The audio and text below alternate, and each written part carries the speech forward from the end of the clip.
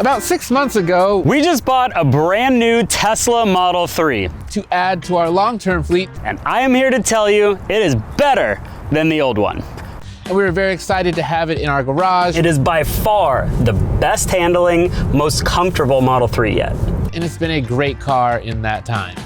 But just 3 weeks after we bought it, Tesla decided to announce a new performance variant of the Model 3 that was going to have over 500 horsepower, over 300 miles of range, and a 0 to 60 time claimed of 2.9 seconds. And that gave us a very serious case of FOMO. So guess what we did? We bought that one too.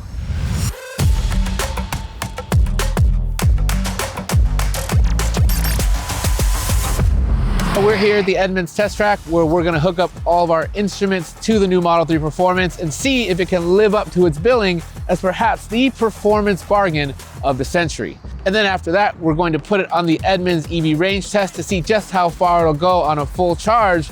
And then I might even get a chance to try out that new drift mode that we've heard a lot about.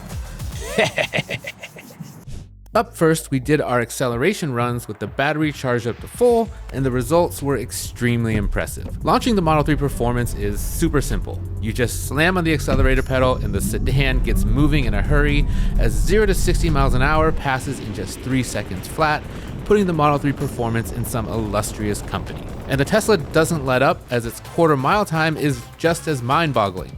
11 seconds dead with a trap speed of 123.7 miles per hour. We ran the Model 3 with its acceleration set to insane and with its track mode both on and off, and found the times to be about the same in both instances. Now, if you tell me that something does 0 to 60 in 3 seconds, I'm gonna wanna feel it for myself. Oh my goodness, this thing is so quick.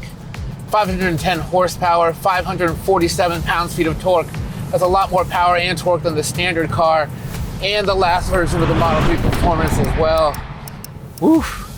The last Model 3 Performance, 3.3 seconds to 60 in our testing, so this one is definitely quicker than the last generation car.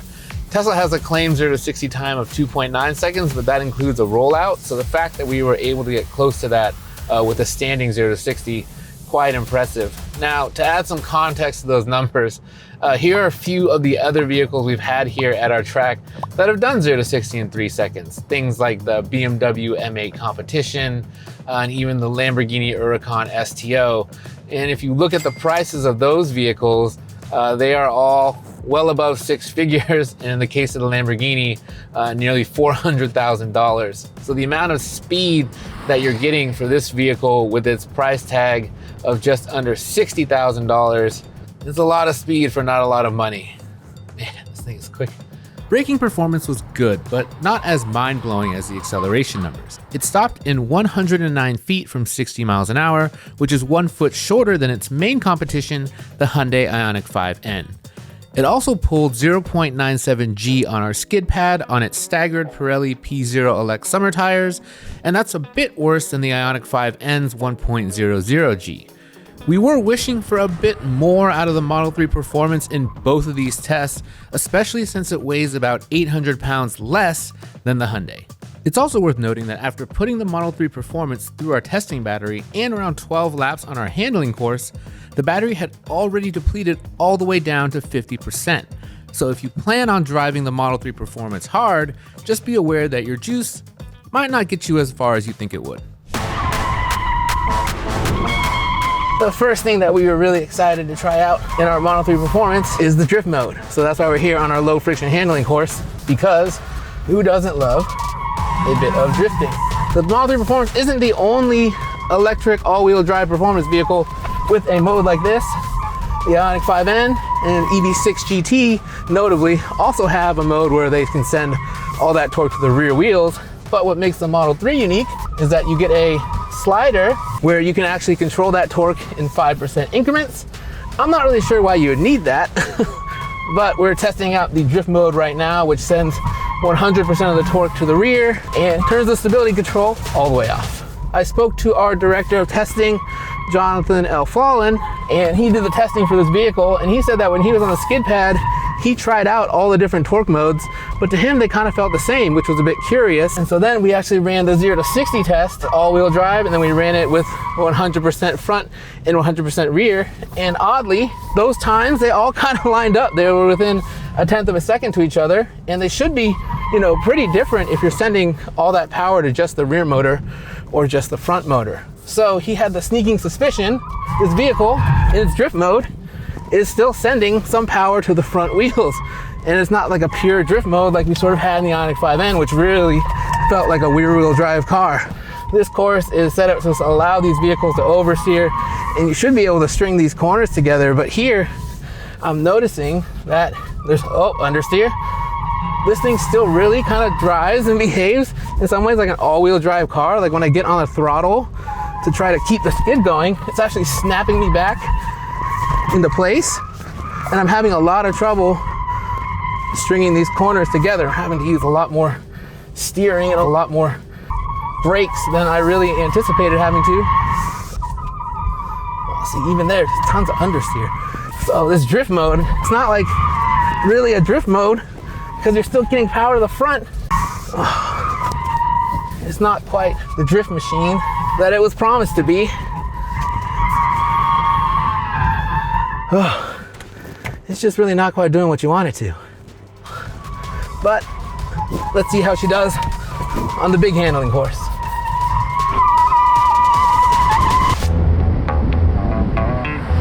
Now we have the Model 3 Performance out on the big handling course to see what it can do out here. I have it still in track mode, but on its race preset, which means that the stability control is turned down but not off, and the torque split is set to 50-50 to give you the most balance. Now, in addition to all of that power, you basically have an entirely different suspension here in the Model 3 Performance than the standard car. You get adaptive dampers now, so you have a few different settings. Right now, they're in their stiffest, and basically Tesla says everything has been beefed up from the stabilizer bars to the springs to make this thing more agile and more track focused.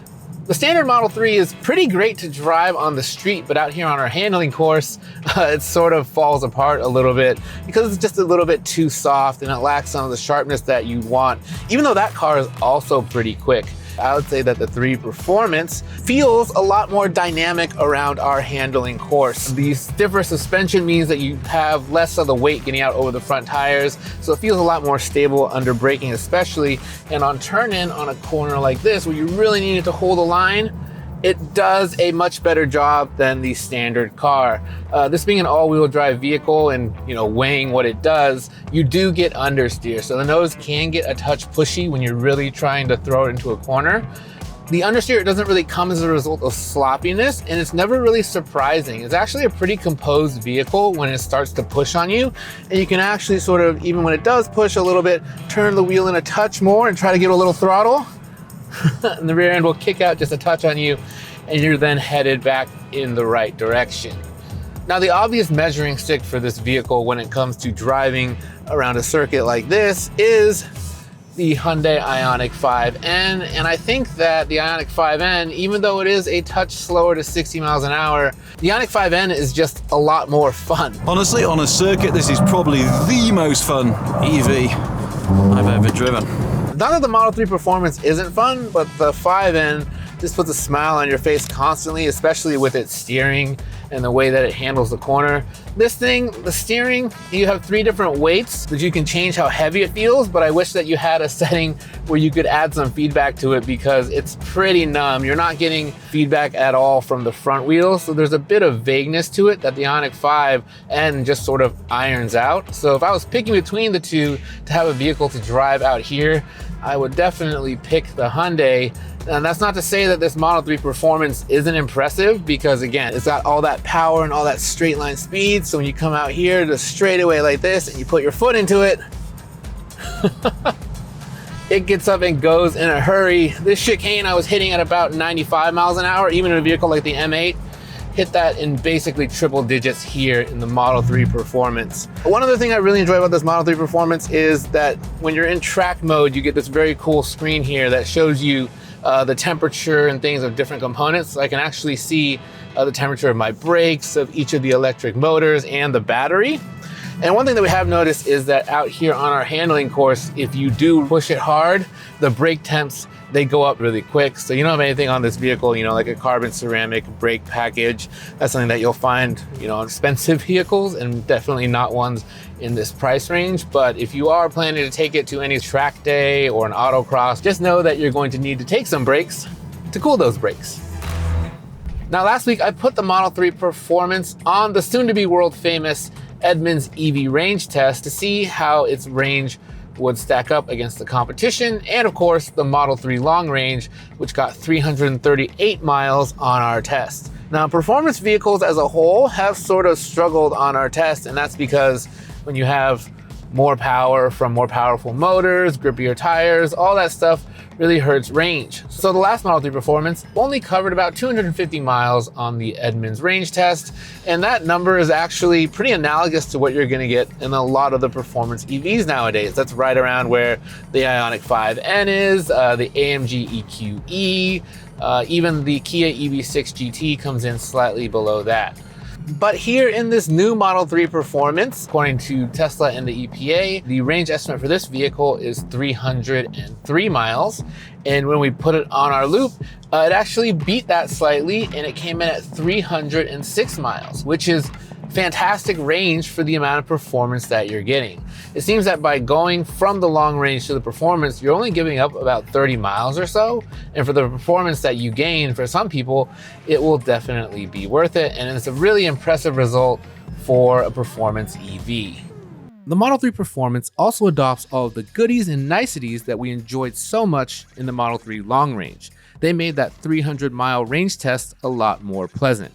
And for more details on those changes, be sure to check out our in-depth exploration of our long-term Model 3 Highland. And to make sure you don't miss out on any of our other exciting content, please hit that subscribe button. The one thing that I was really watching out for, though, for this vehicle was the ride quality. And that's because we had a Model Y Performance in our fleet for a long time, and this is what Clint and I had to say about its ride. This is the worst riding car I have ever driven in my life. And now, Brian, thank you. That's exactly what I look like when I drive it. Now, that's what the addition of that adaptive suspension in this new Model 3 Performance is supposed to sort out. I did note that even in its standard suspension setting, this vehicle is a lot stiffer than the long range. And because of that, you notice a lot more of the sort of like bumps and road imperfections, potholes, things like that. But what this new generation of Performance does way better than the last ones is it gives you a little bit of at least isolation from them. So before, like in the Model Y, if you went over like a bump in the road, it would feel like you were just going right over that bump, and it was just going like straight into your spine. Like there were times where I hit things in the Model Y and I would have to check my fillings to make sure that they hadn't rattled out. But here in the new Model 3 Performance, even though you might notice those bumps because the suspension is stiffer, it actually does a pretty good job still of isolating the cabin, and it doesn't sort of rattle or jostle you around. So you have a stiffer suspension, but the ride is in no way punishing, and it makes this a much more livable vehicle on a daily basis. The Model 3 Performance also gets different seats. So you have sport seats now up front, and they have a bit more bolstering, and they're pretty comfortable, but I wish that they were a bit more aggressive. I've noticed that as I'm going around our handling course here, that on some of the higher speed turns, I can feel myself sliding around a bit. And then the other thing that I can't quite get past is the badging. Now, on the whole, I actually really like the way this Model 3 Performance looks. I think it's little sort of like tweaks like the spoiler and the wheels and the different diffusers front and rear make it look really, really sharp. But the badge on the trunk and these inserts sort of here on the seats, not really my favorite, and they probably indicate that we won't be getting any kind of Model 3 Plaid, which is understandable, but I guess still a little bit sad.